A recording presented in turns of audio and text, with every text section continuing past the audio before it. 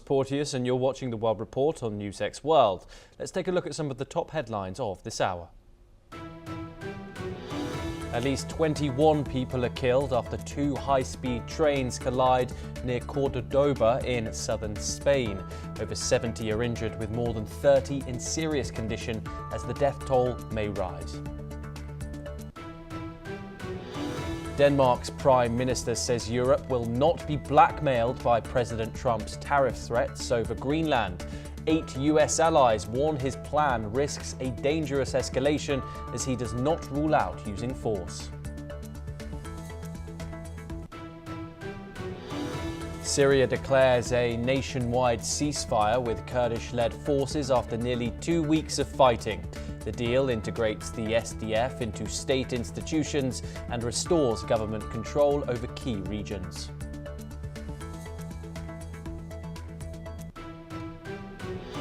The Pentagon orders around 1,500 active duty soldiers in Alaska to prepare for possible deployment to Minnesota amid large protests over federal immigration enforcement. The troops are on prepare to deploy orders in case violence escalates, but it is not clear yet if they will be sent. Guatemala's president declares a 30-day state of emergency after gang violence leaves at least 7 police officers dead. The measure allows arrests without court approval following prison riots and mass hostage-taking. Ukraine's top negotiator says peace talks with US officials continue as the Davos Forum opens today. President Trump is set to appear as talks focus on security guarantees and post-war recovery.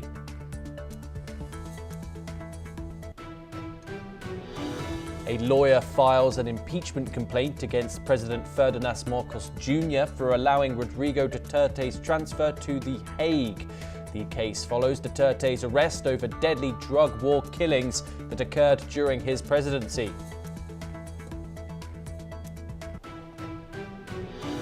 China's birth rate falls to its lowest level on record in 2025, according to official data.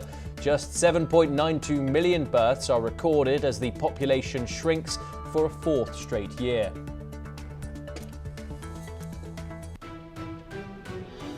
Those are the top headlines for the hour, and we start with the ongoing situation between the United States and Europe. And President Trump has again made remarks over Greenland, claiming Denmark has failed to address the Russian threat in the region.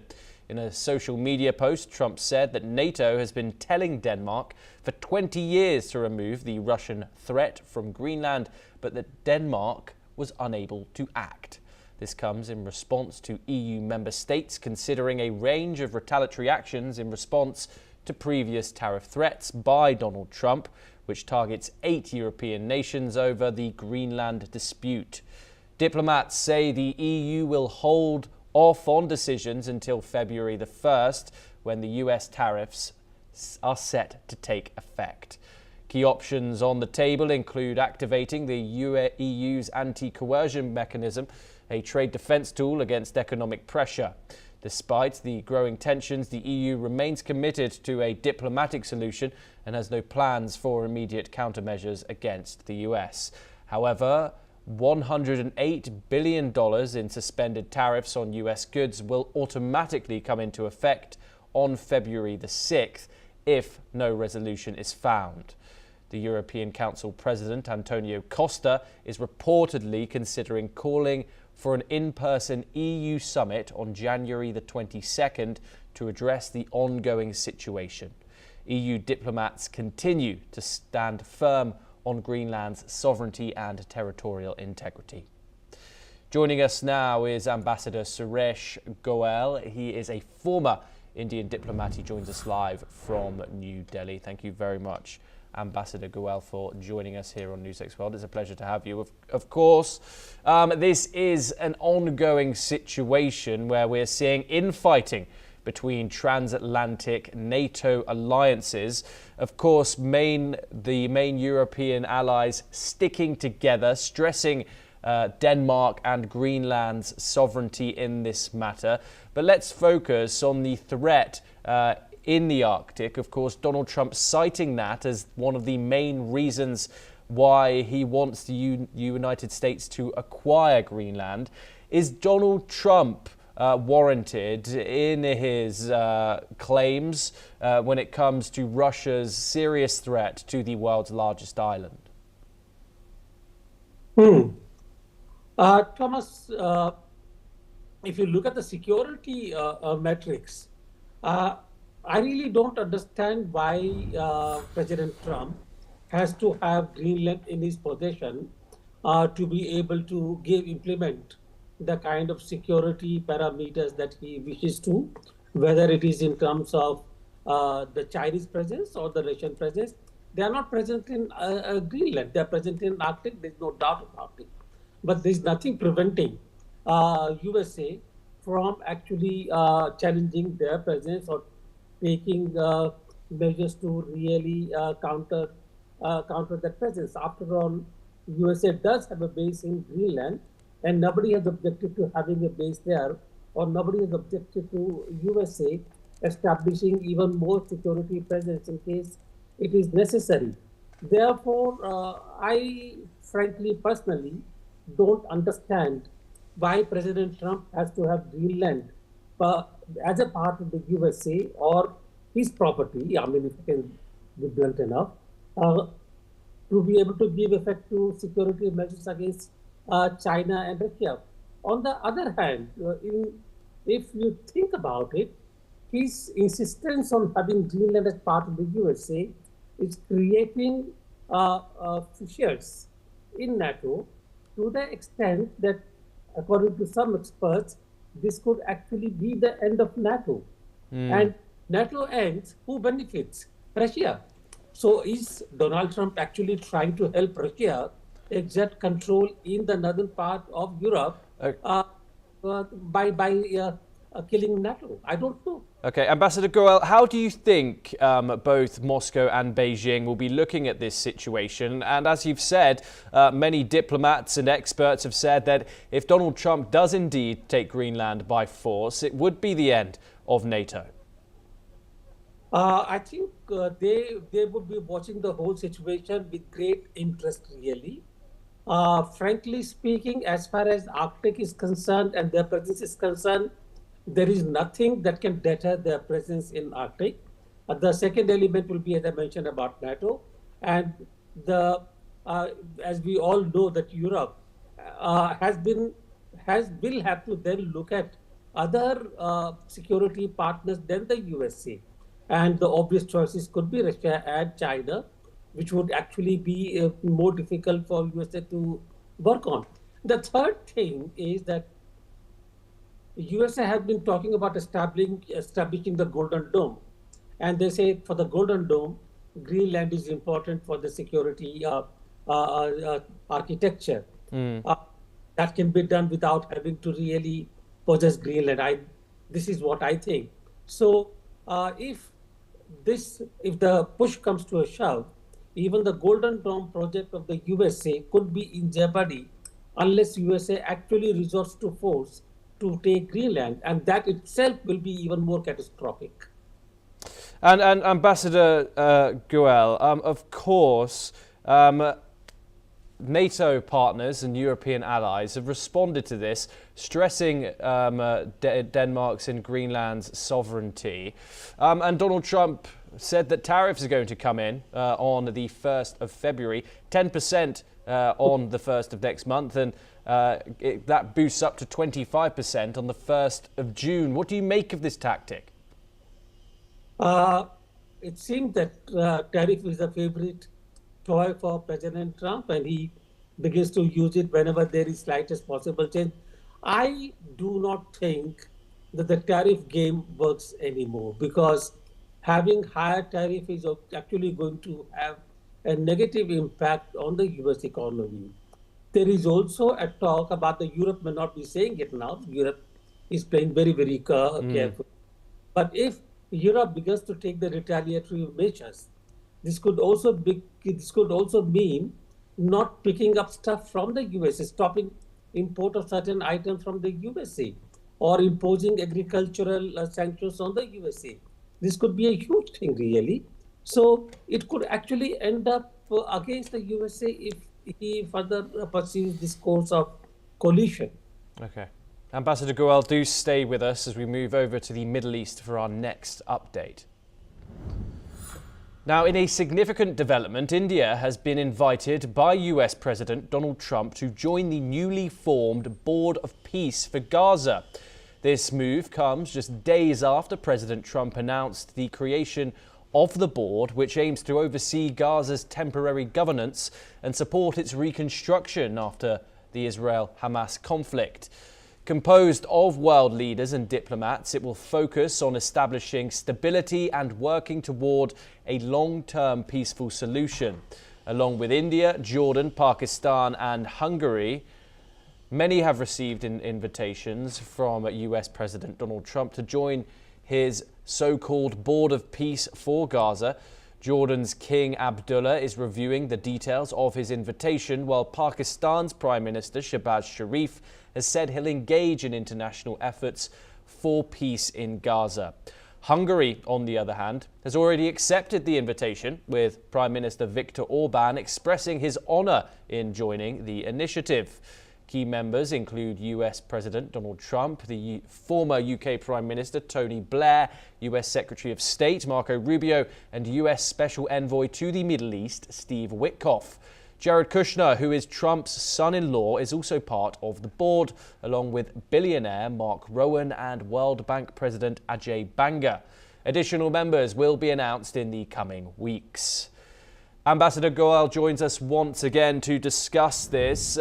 Ambassador Goel, of course, a not very traditional lineup of individuals there when it comes to Middle Eastern diplomacy and politics. Of course, you have a World Bank, a CEO, Donald Trump's son-in-law, and a former UK Prime Minister who, to say the least, doesn't have the best record when it comes to Middle East diplomacy.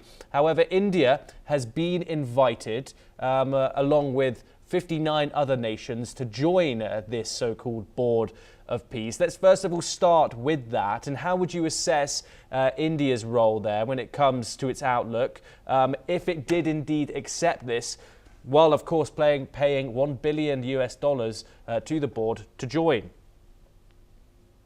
You know, having a board of 59 plus members reminds me of the United Nations General Assembly, of course much bigger, but where every country is a sovereign, and therefore the UNGA has much greater authority in terms of passing on resolutions than this board of directors would ever have, because nobody is a sovereign here. Jared Kushner will be acting on behalf of President Trump, who will be telling him what he wants. Other Shehbaz Sharif would be actually looking at the US as to what they want. There is no representation from the Palestinians. We know what Jordan is all about. On the whole, this actually looks more like the board of a corporate entity than a board established to really deal with a very critical and very sensitive political issue, number one. I'm rather skeptical about it being able to achieve what it is set out to achieve, simply because the approach is very, very different. The approach to Palestine, from whatever I have read, pays no attention to the plight of Palestinians living in Gaza or the West Bank. It pays no attention to their own demand for a two-state solution, which has been agreed to by the USA, by the way. It was initiated by USA during Clinton's time, after all.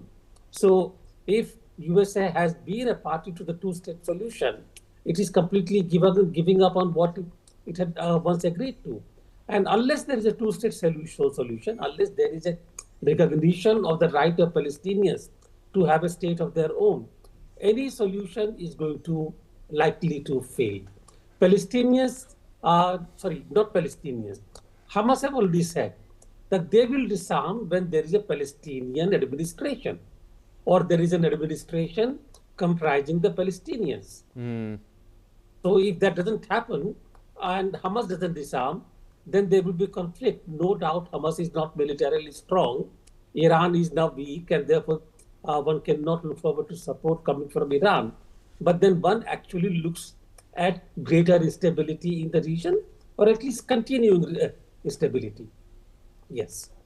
Yes, Ambassador Suresh Goel, thank you very much for joining us. It's always a pleasure to speak to you. We bring you some breaking news now coming from the Indian subcontinent, and an earthquake of magnitude 6 has struck northwestern Kashmir in India, according to the European Mediterranean Seismological Centre. The tremor, which occurred at a depth of 35 kilometres, has raised concerns in the region. Authorities are monitoring the situation closely, but no immediate reports of significant damage or casualties have been confirmed so far. Of course, we'll bring you any updates coming out of that region as soon as we get them. But now over to East Asia, and China's population has declined for the 4th straight year as the country records its lowest birth rate on record. According to officials, China's population fell again in 2025, continuing a trend that began in 2022. The number of births fell sharply to about 8 million in 2025, while deaths rose to nearly 11 million. Experts say the long-term impact of China's former one-child policy continues to shape the demographic crisis. The policy, implemented nationwide to control rapid population growth, limited most families to having just one child. China is now aging rapidly, creating major challenges for Beijing's plans to boost domestic consumption. Officials say nearly 23% of China's population is now over the age of 60. By 2035, that number is expected to reach 400 million, meaning hundreds of millions of people could exit the workforce while pension systems are already under pressure. To address the issue, China has begun raising retirement ages. Men are now expected to work until 63, while women are expected to retire at 58. Let's listen in. 年末，全国人口，这是包括31个省、自治区、直辖市和现役军人的人口，不包括居住在31个省、自治区、直辖市的港澳台居民和外籍人员，这是14亿零489万人，比上年末减少339万人。全年出生人口792万人，人口出生率为5.63%，死亡人口1131万人，人口死亡率为8.04%，人口自然增长率为-2.41%。Joining us now is Andrew K.P. Leung. He is a China strategist and he joins us live from Hong Kong. Andrew, thank you very much for joining us. This is a huge issue in China. Of all the economic development occurring in the country, this remains an underlying serious problem. Of course, the one-child policy, which was abolished in recent years, has damaged China for the future. And we've seen 8 million births this year with 11 million deaths. 3 million people losing from the population in a single year. What more can you tell us about this, the situation in the country and what the government is doing to tackle it? What can it do to tackle it long term? Well, as you pointed out, the demographic challenge has become a huge hurdle for China's rapid development. The one-child policy was first introduced when China was extremely poor, when under Chairman Mao at the time. Because there are a lot of mouths to feed, and China's food production was simply not enough. And for China to grow faster, the China's Communist Party introduced the one-child policy, which was strictly enforced.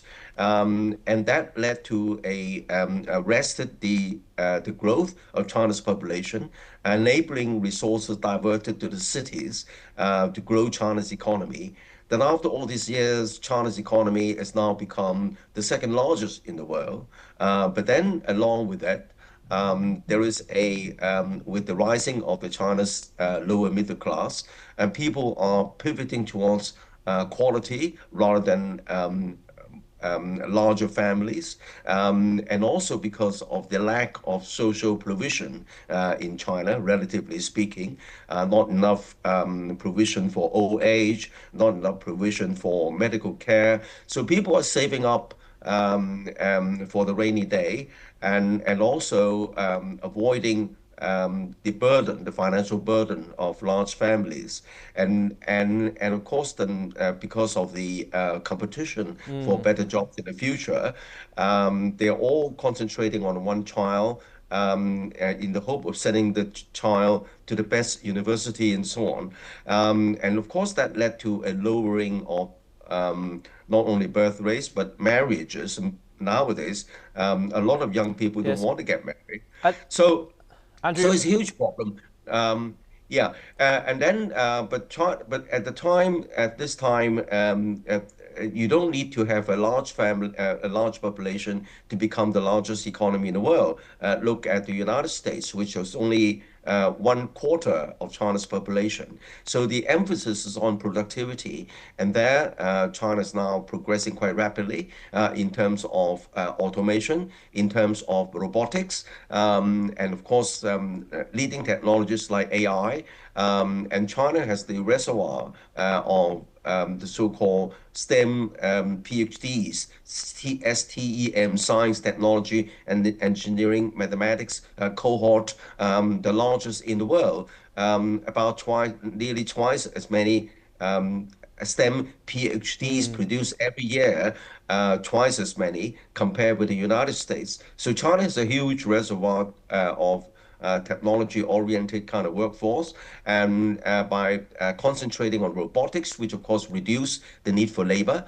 And then if you go to some of the better hotels in China, there are even staff-less hotels with no staff at all. Everything's automated, from registration to check-in to carrying of luggage by robots. And some of the restaurants have staff-less restaurants and supermarkets, let alone factories. So I think that the emphasis of the country in the future is on automation, robotics, technology, and raising the quality of life as well as the productivity.